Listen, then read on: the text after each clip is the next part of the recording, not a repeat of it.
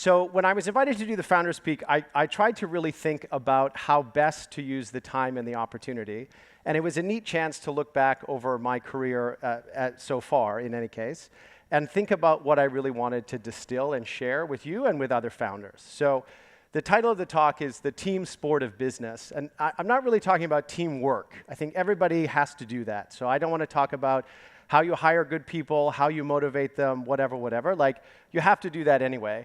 When I use this analogy of the team sport of business, it's really more this mental model that I sort of looked at how I approached to building Paidy and now building the other companies that I'm building. And I really saw that actually having this framing of working together with people like teammates, even if they're not at your company or they're someplace else, was very helpful and informative for me. And I want to share 3 experiences of how having a little bit of that framing really helped in 3 ways. One was with investors.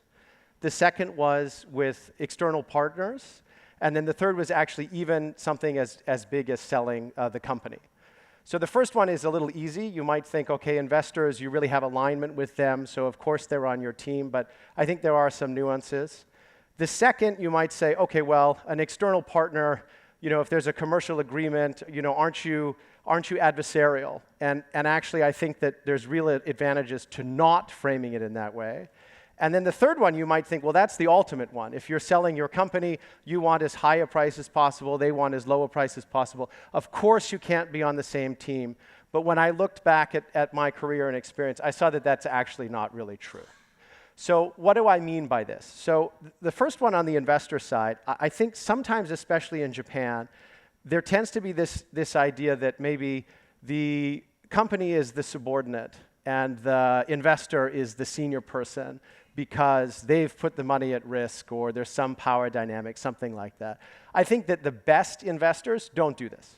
And of course, the best investors in Japan also don't do this too. I mean, don't get me wrong, but in my experience, having raised hundreds of millions of dollars and worked with lots of different investors, the ones that really did their job the best were the ones where it felt like we were on the same team, playing the game of making the company succeed and making the company better, not making their LPs wealthier or not, creating a share valuation. Literally, what is making the company better? Now, I had other investors who didn't play that game, and that's why you felt so acutely how well those ones that did it right did it. And for the entrepreneurs here, what does that look like? OK, so if the game that you're playing with your investor is make the company succeed, it really means that your early stage investors are helping you grow as an early stage founder, but then also positioning you so that you're ready to deal with the next set of investors. So my very best seed and Series A investor positioned us really well to go and raise our Series B. They helped us do communication early, helped us get connected, all of that great stuff. The Bs helped into the Cs into the Ds. Actually, it really worked. And if you think about it, even there might be some competitive dynamic between early and late investors. If you're all playing this team sport of making the company succeed, it's a much easier framing, and then everybody does what's right eventually. Last one, and again, in Japan, this may be less prevalent, but I'm kind of an investor now, so I see companies at various different stages.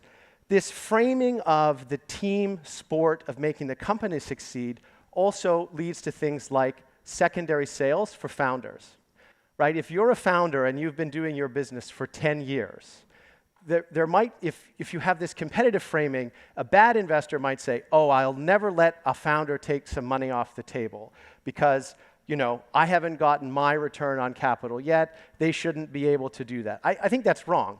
If you have this framing of what is the best thing to help the company continue to be in a position to succeed if the founder is older, if they have children, if they've got a mortgage, and the company is doing really well? Of course, you as an investor should be happy to buy some shares from them, number one. And number two, it positions them to be better able to continue on this journey and go and really solve for the success of the company as the shared team game. So that's number one. Number two, The commercial one, I think, is also very interesting. So I was really, really lucky. I had great commercial partners when I was building my business, Paidy. And actually, I see some people here who were at Amazon when we worked with Amazon. I see some people at Apple. Both of these were really, really important for us, and I want to talk about this. So first of all, Japan is really lucky in that big companies, international or Japanese, are willing to work with startups and do experiments and work together. And I think that's a huge opportunity for everybody who's building here. So what do I want to talk about? First of all, you as the founder should do the sales. But it shouldn't feel like sales. At least in my experience, like, why should you do the sales? No one has more credibility than you as the founder. Nobody should understand the market and the product better than you. And you can give the right kind of interface to the counterparty at these external partners. And the team sport aspect really manifests. So in my experience, if we were selling to Amazon, actually, it's not this hard commercial negotiation, which, by the way, they're very good at doing. So that is there, too. But if you have this mindset of, OK, Amazon is all about customer delight and customer centricity. So you put yourselves in their shoes, the shoes of your counterparty. OK, we're going to build something that's really delightful. Or I'm going to care about your customer service calls. Even though customer service calls have nothing to do, in theory, with our business, we're going to optimize for those things that you care about. I felt like my counterparties, some of whom still remain actual friends, were my teammates.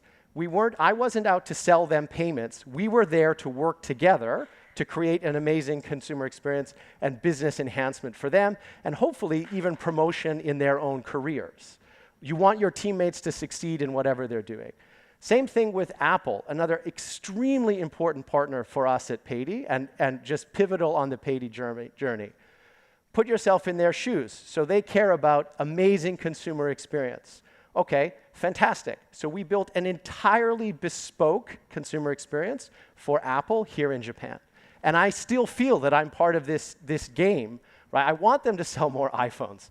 I want more Macs to consumers or to students or whatever. So that framing of we're on the same team attacking the business problem together was extremely helpful for me, now that I think about it in retrospect, versus this is an account I want to get.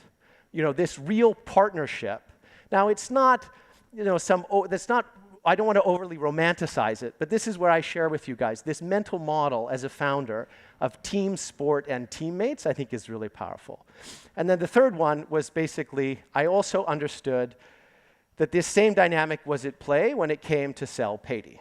So same story, right? You think, OK, it could be adversarial. I'm trying to sell an asset. They're trying to buy an asset. No, actually, you're on the same team. Once you've kind of decided that it makes sense that the company should live on a larger platform through an acquirer, you're now teammates with the principal on the M&A team at the other company. And the game you're playing is get the asset that's outside of the acquirer inside of the acquirer. OK, there's little things around the edges. It's very complicated to do deals. There's lots of lawyers, lots of bankers, right? If there are lots of zeros, there are lots of people that care. But you're on the same team in that you're trying to get to this same outcome. And so actually building that trust, as the founder versus the principal, or basically as two principals, like that framing for me was very helpful. And for people that will do M&A, you heard on the panel, hopefully there's more in Japan. It's the norm for startups in America. It's the exception for startups in Japan. Part of that is cultural. Part of it is skill set or whatever. Like, they're much harder to do, so you have to focus on them much more closely. And in the same way as I always think it's a little bit suspect, if early stage funding is done by the CFO, not by the founder, I think that's probably not the right orientation, although sometimes you see that in this market here. Same story, late stage, your bankers can't do this. It's you. Your board of directors can't do this. It's you. You really have to be really focused, really kind of going and doing it. And instead of feeling this tremendous pressure, like if you really have this orientation, this is this team sport, we're playing the game of getting the asset from outside to inside, it might be easier to do.